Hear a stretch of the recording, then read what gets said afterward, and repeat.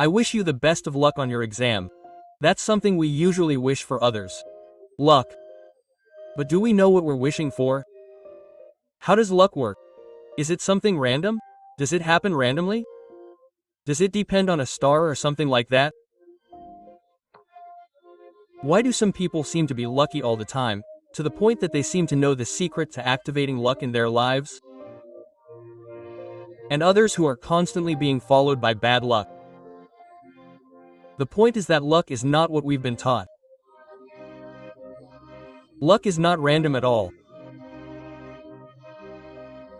Luck, especially when you understand it from its Hebrew spiritual roots in the Hebrew Kabalah, you understand that it's something you can activate and attract into your life at all times.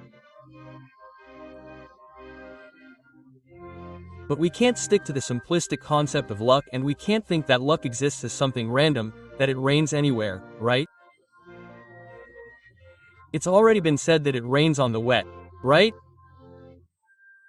That is to say, someone here understood that there are universal, spiritual laws that actually cause luck to go to certain places. It's like lightning in heaven. There are things that attract certain energy to very specific places, and if you don't understand it, nothing that has to do with luck will be understandable.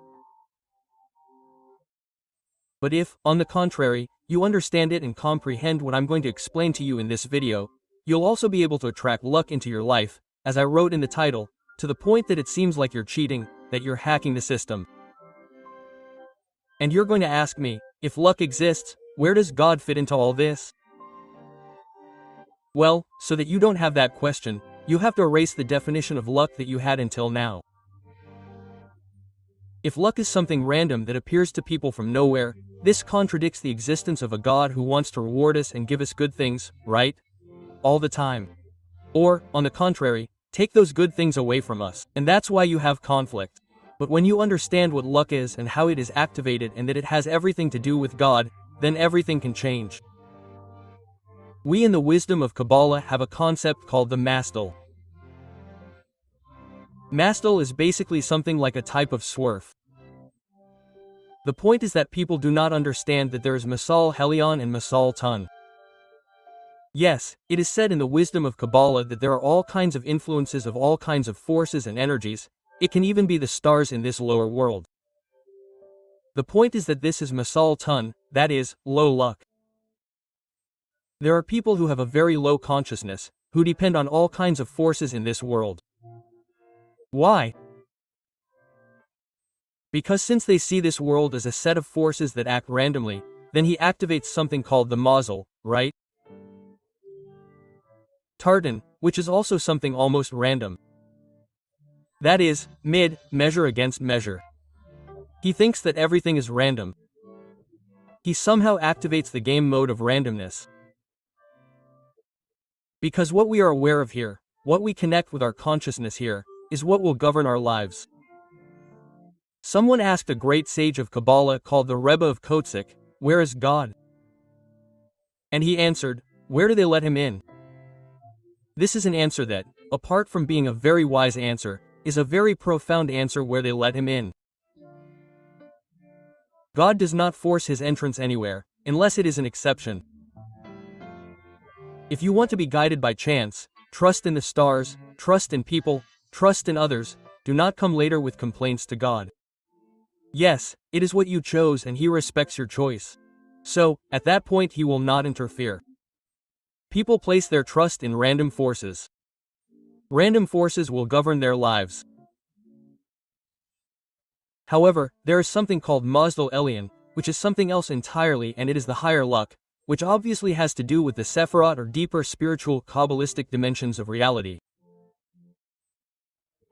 One has to do with a lower part, as we have said, stars, forces, powers, energies.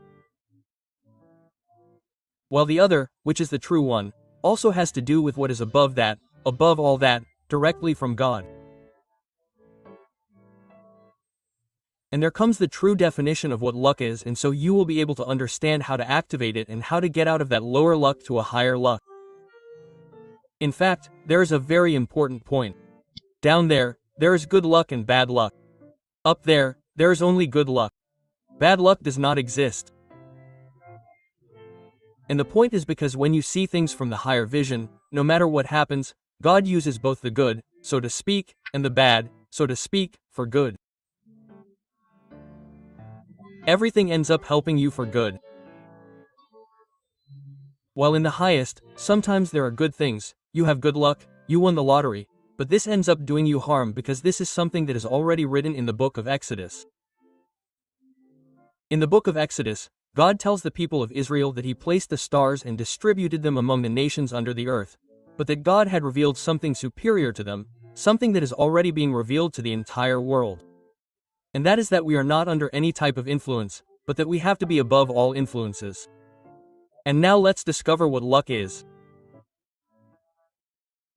Luck, this masal ilan, this superior luck is a continuous flow of blessings and opportunities that flow from above for the life of each person. God wants to bless each one of us without intermediaries.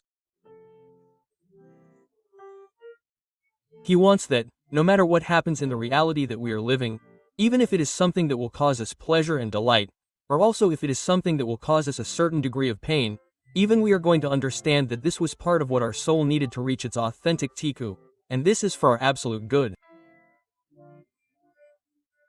Therefore, the results that we are going to have from having lived all these things are always going to be good. Why?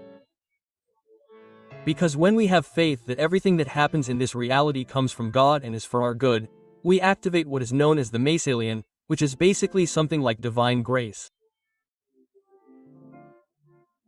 God is always giving because God is essentially a giving God. However, if this giving God essentially gives, but we trust in intermediaries, we trust in forces, in powers, in people, in the wills of others, in the stars, suddenly what will happen is that all that goodness that came through that disappears, and I connect with the random because I am not having faith, I am trusting in something else. And instead of this reaching me with all the light of blessing, that light of blessing can get lost along the way.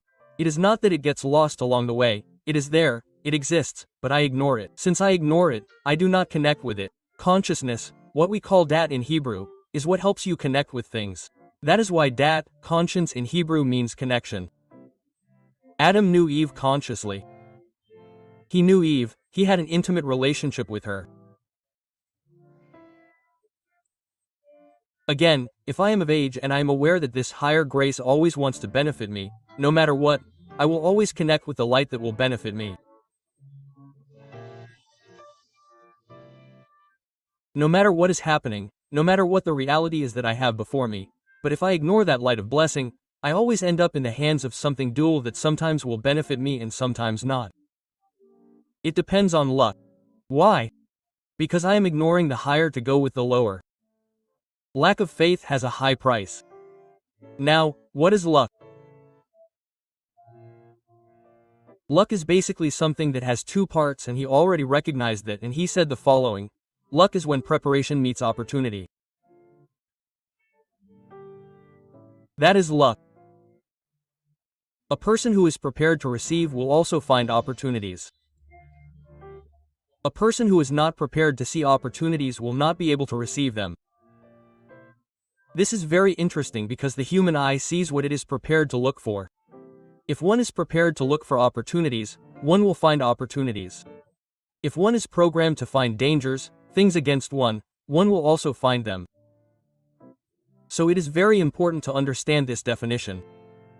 Opportunities come from God all the time. As we have seen, God is a giving God.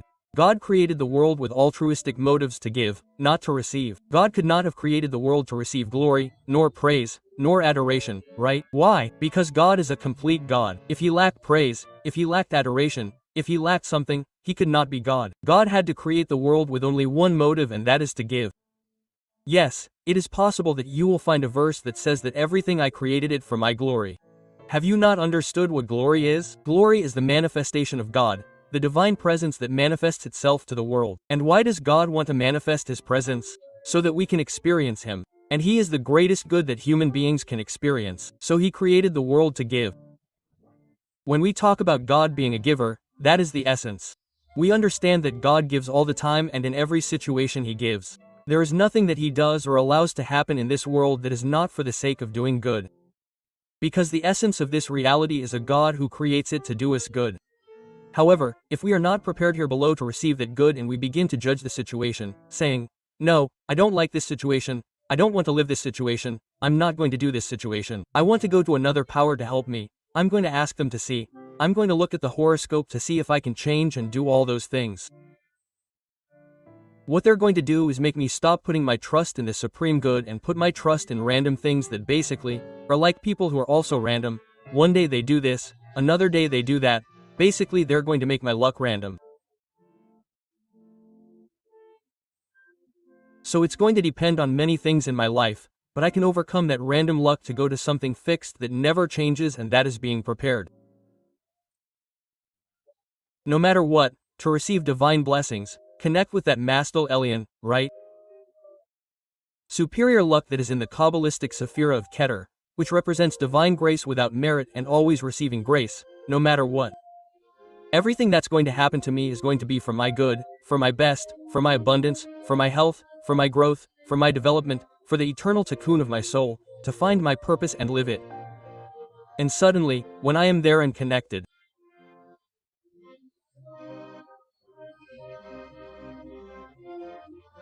to it all the time, something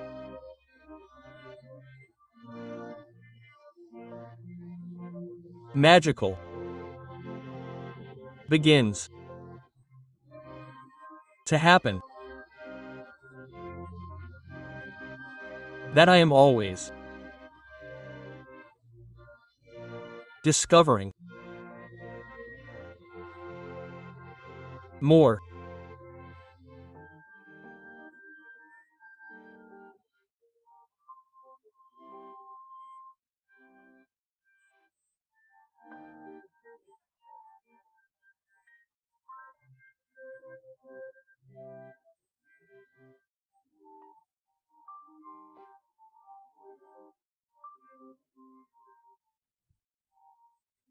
And more. All the information in the first comment that you have pinned and in the description of the video. But that's what I want you to understand. Luck can be activated. Yes, it is by connecting with the true essence of luck, that infinite flow of blessings that flows non-stop. The only thing I have to do is be mentally, emotionally, and behaviorally, yes, energetically prepared to receive blessings at all times in my life. That activates the most powerful energy in your life, the superior luck in your life, and the blessings and abundance will not stop flowing to you. For that, I am going to recommend a prayer that you are going to do every morning, something tremendous that you are going to be able to do every day. Close your eyes and say the following. I connect with the treasure of free gifts that you have for your humanity, for each one of us. I connect with that divine grace that goes beyond what I deserve and what I do not deserve in.